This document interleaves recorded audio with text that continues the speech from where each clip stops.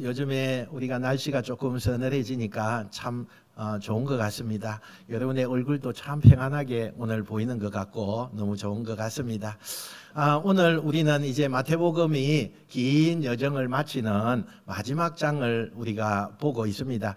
마태복음을 우리가 좀 생각해 봤을 때 참 한 1년 정도 되지 않았나 그런 생각을 해보기도 합니다. 이제 마지막 이 장을 통해서 우리가 하나님이 주시는 은혜에 놀라운 힘이 나타나고 또 그동안에 마태복음에 나타났던 하나님의 기적과 능력이 우리 가운데서 샘솟는 역사가 일어나시길 축원합니다.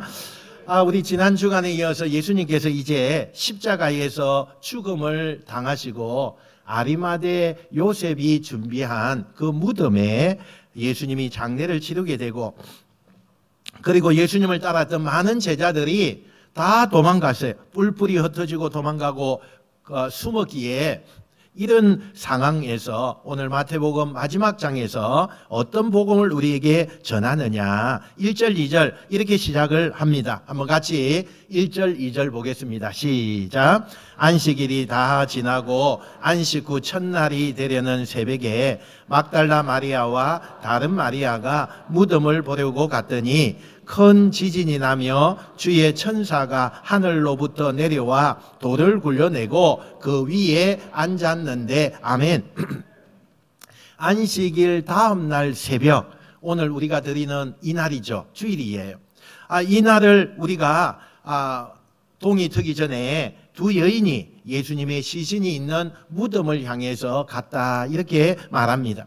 한 사람은 막달라 마리아, 또 한 사람은 그냥 마리아 이렇게 되어 있는데, 이 뒤에 나오는 마리아는 예수님의 12 제자 가운데 야고보의 어머니 마리아, 그 마리아예요. 이 두 여인은 왜 이런 새벽에 예수님의 무덤을 향하여 걷고 있었을까?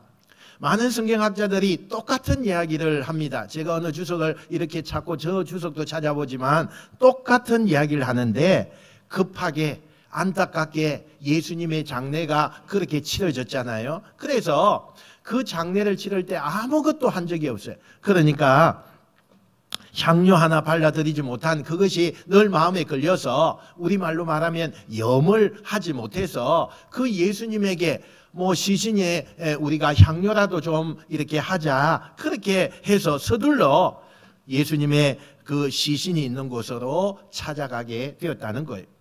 저는 이 장면을 보면서요, 남자들의 믿음보다 여자들의 믿음이 참 더 좋구나. 아무도 아멘을 안 하네. 참 그런 것 같아요. 여러분, 우리가 생각해 보면요, 남자들은요 참 되게 이성적이잖아요. 여러 가지 생각에 이성적으로 동의가 돼야 그게 움직이는 것이 남자인데, 여성은요 감성적이세요.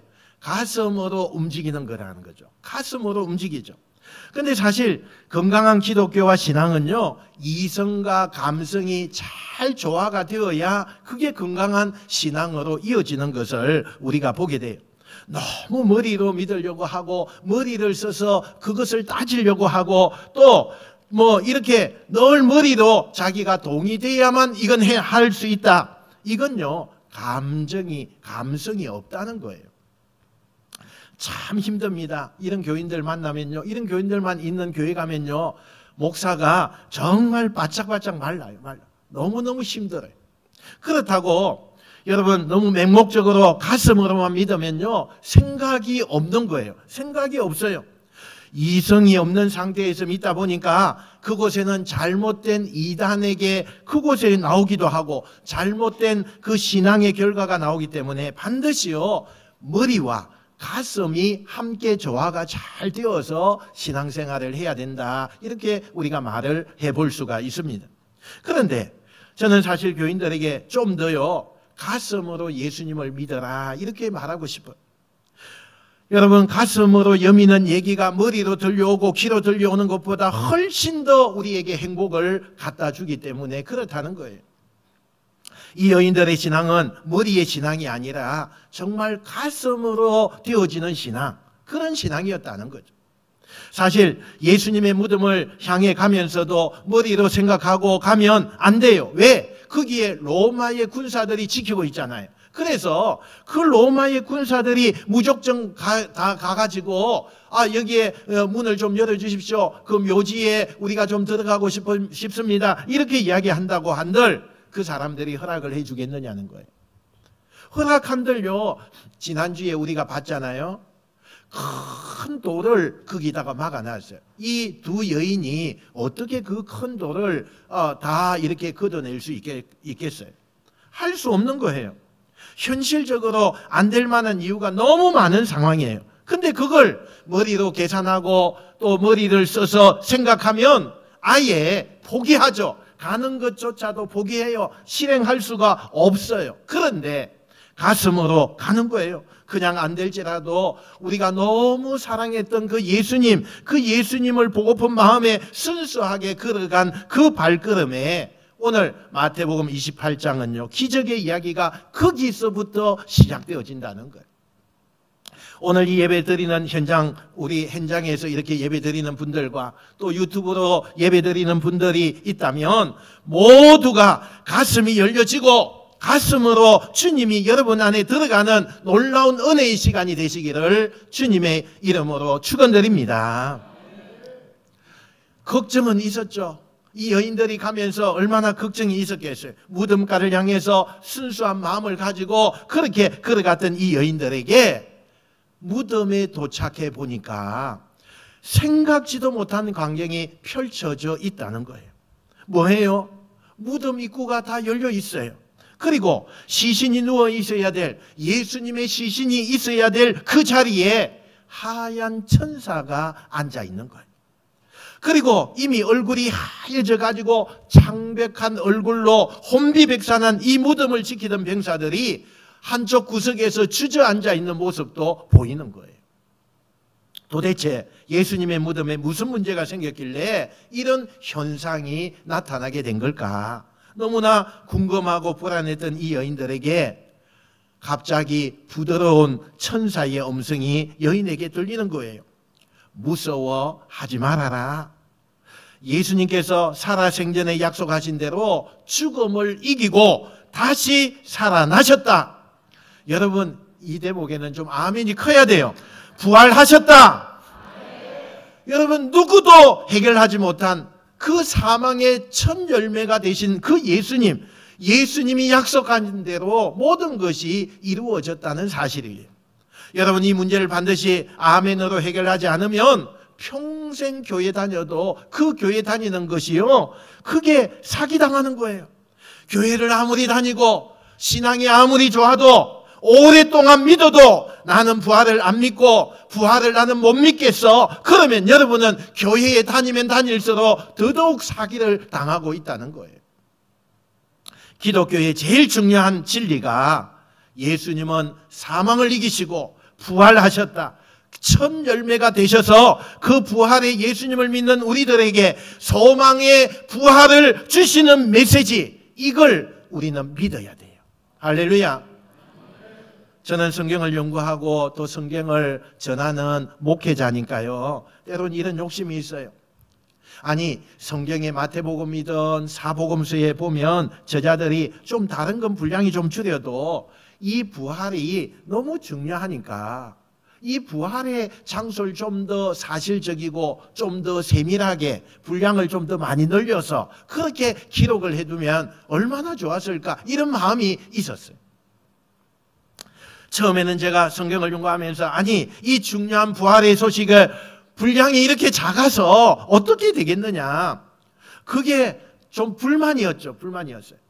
근데 어느 날 저에게 이런 깨달음이 있더라고요. 야, 사실을 이야기하는데 무슨 부연 설명이 필요하겠느냐. 사실을 우리가 말할 때에는 다른 부연 설명을 전혀 하지 않아도 되는 거잖아요. 여러분, 절대적인 사실 앞에서 다른 부연 설명 필요하지 않습니다. 이게 사실인데 뭐 거기에다가 덧붙이고 이게 맞는데 뭘 거기다가 다시 부연합니까? 그건 의미가 없어요. 사실은 그냥 사실 한마디로 팩트로 끝나는 거예요. 그죠? 그렇게 되는 거잖아요. 그래서 성경은요, 너무 중요하지만 너무 명백한 사실이기 때문에 이 기사를 한마디로 예수님이 살아나셨다고 증언하고 있다는 거예요. 이 사실을 우리가 믿음으로 받아들이고 아멘으로 입으로 고백할 수 있는 그리스도인들이 되시기를 주님의 이름으로 축원드립니다. 이 여인들이 정말 예수님이 약속한 대로 살아나셨다는 것을 추상적으로 보는 것이 아니라 내 눈앞에 사실적으로 지금 보면서 너무나 기뻐했죠. 그런데 그렇게 예수님이 살아나셨음을 받아들이는 그 순간 이 여인의 뒤편에서 아주 익숙한 목소리가 들려요. 그게 뭔지 아십니까? 평안하여라, 샬롬, 샬롬. 그 소리가 여인들에게 들리는 거예요. 너무 익숙한 소리에 뒤를 돌아보니까 정말로 부활하신 예수님께서 여인들 앞에 서 있는 거예요.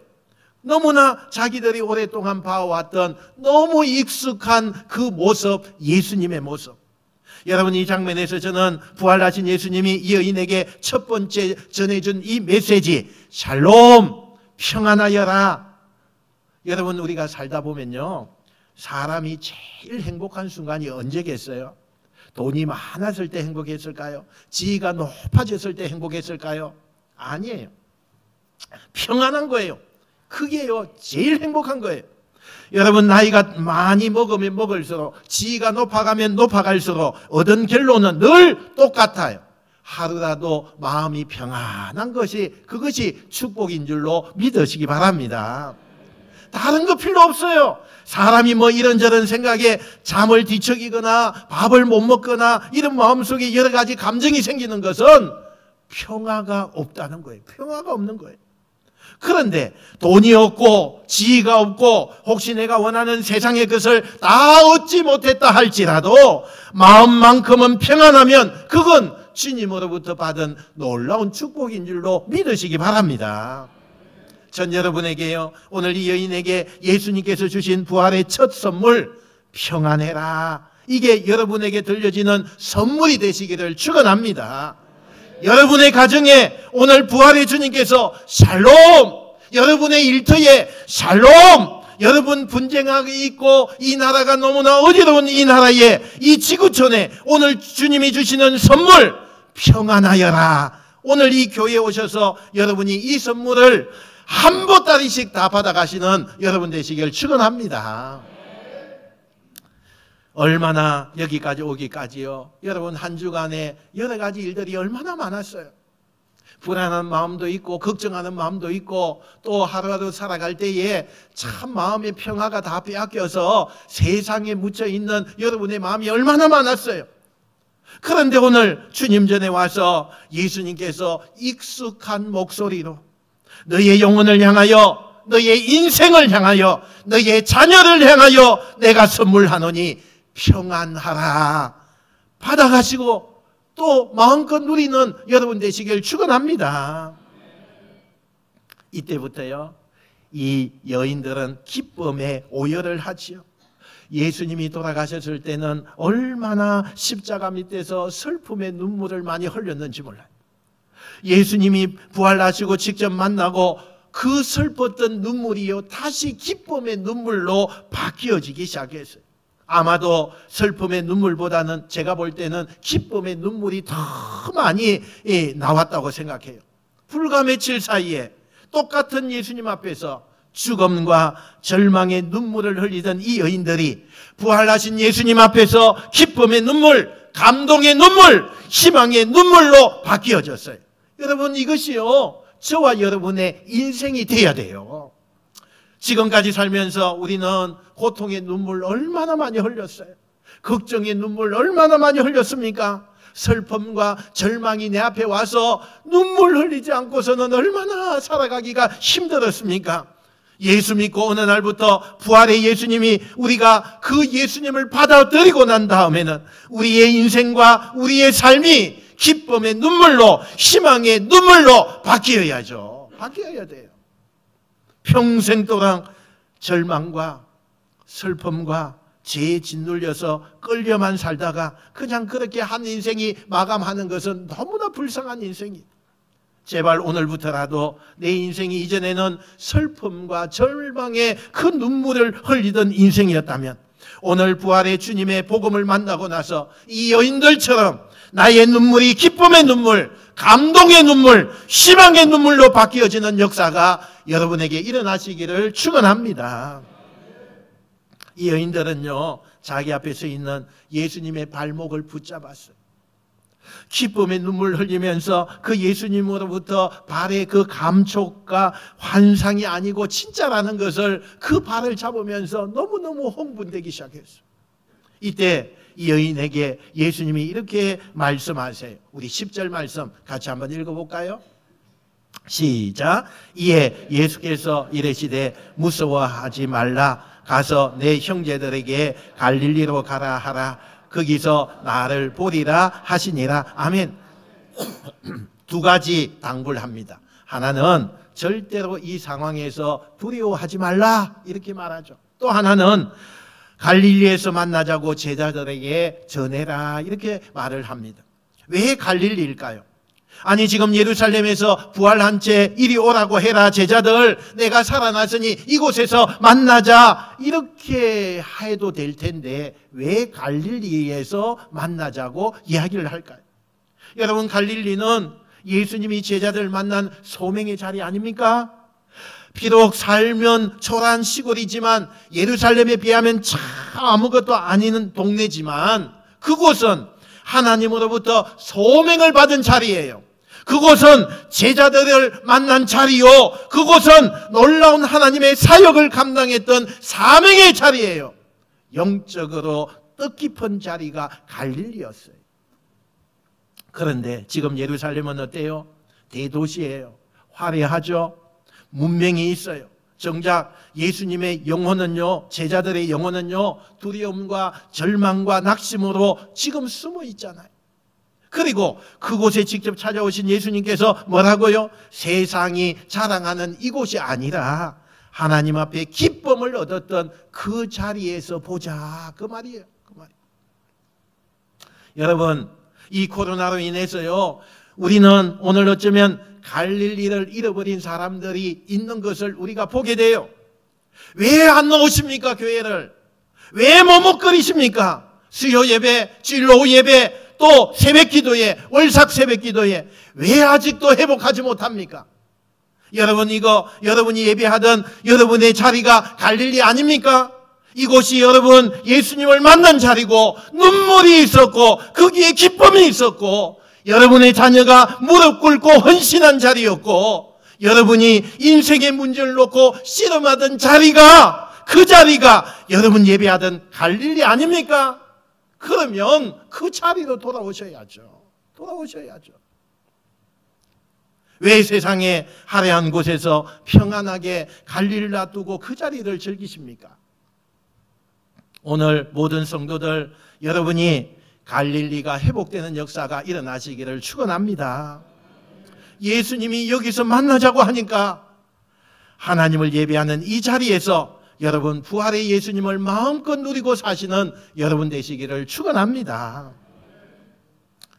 사실은 이 본문이 참 어려워요. 왜 어려우냐? 매년 부활절마다 모든 목사님들이요 이 본문 가지고 설교하잖아요. 그러니까 여러분 이 내용을 다 알고 있어요. 너무나 유명한 내용이니까. 그런데 너무 익숙한 길에서 종종 길가에 그 피어있는 꽃을 우리가 발견하지 못하듯이 오늘 우리가 정말 익숙하고 너무 잘 아는 예수님의 부활의 장면이지만 중요한 표현을 우리 성도들이 놓칠 때가 종종 있어요.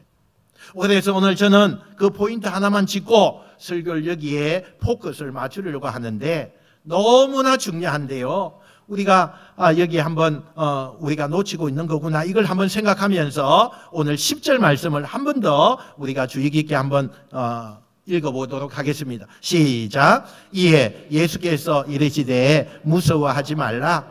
가서 내 형제들에게 갈릴리로 가라 하라. 거기서 나를 보리라 하시니라. 아멘. 자, 여기서 정말 중요한 포인트 단어가 있는데 그게 어떤 단어라고 여러분 생각합니까? 오늘 저 말씀에 한번 보세요. 어떤 단어가 제일 중요할까요? 내 형제들이라고 하는 예수님이 부르고 있는 이 말이에요. 내 형제들 이렇게 했잖아요. 내 형제들. 저는 이 단어를 놓고 지금 예수님이 제자들에게 내 형제들이라고 부르는 그 예수님, 이 표현이 정말 바른 표현일까? 물론 3년 동안 예수님을 잘 따라다녔죠. 그리고 동거동락하면서 형제처럼 지낸 거 맞지만 그들이 가장 결정적인 순간에 대부분 예수님을 버리고 지금 다 도망간 상태잖아요. 함께 있을 때는 형제처럼 지내다가 자기에게 불이익이 오겠다 생각되어질 때는 베드로 같은 사람 예수님을 모른다고 3번이나 저주하면서 부인했잖아요. 그런데 그 사람들이 무슨 형제입니까?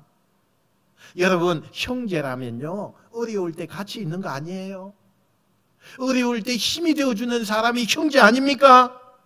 가장 곤란하고 가장 어려울 때에 대신 돌맞아주는 사람, 그 사람을 우리는 형제라 하는 거고요, 가장 힘들 때 옆에 있는 걸 형제라고 하는 거죠.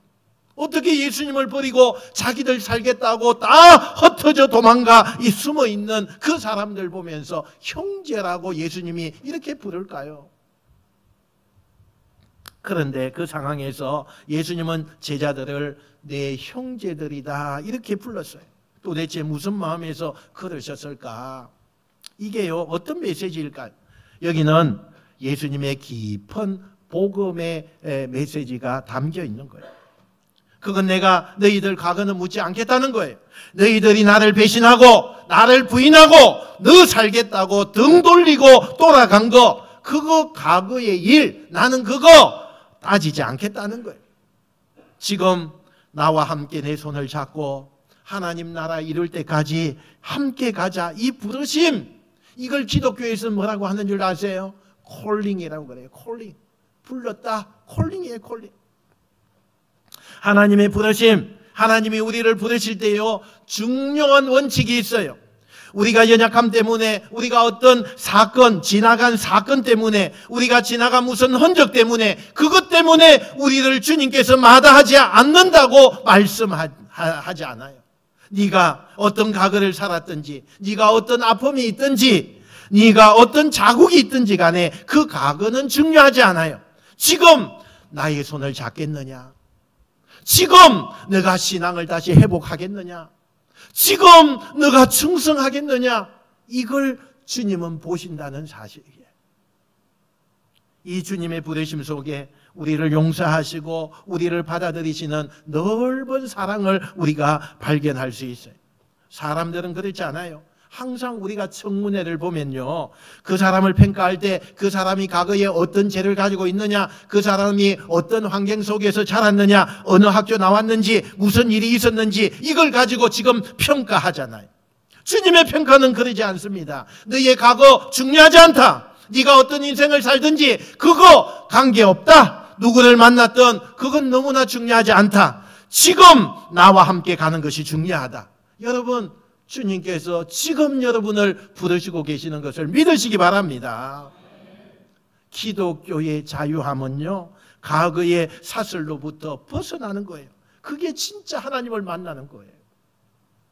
혹시 이 자리에 지나간 과거의 여러 가지 어려움 때문에 또 상처 때문에 그것을 갖고 계신 분이 있다면, 누군가에 대한 분노, 아니 트라우마, 이것으로부터 여전히 지금 평화가 없는 사람이 있다면, 오늘 주님이 여러분에게 이 마태복음 28장을 통해서 들려주시는 샬롬, 내 손을 잡아라, 내 형제들아, 이 복음의 음성이 여러분이 주인공이 되시기를 축원합니다.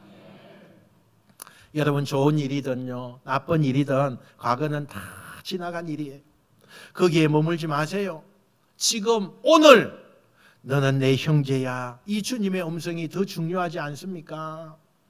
우리 인생 속에 다 과거가 있어요. 우리 인생이 다 지난 날의 후회함이 다 있습니다. 그러나 오늘 너는 내 형제야 라고 갈릴리에서 만나자고 하는 부활의 예수님의 복음을 우리가 들으면서 다시 일어날 수 있는 여러분 되시기를 주님의 이름으로 축원드립니다.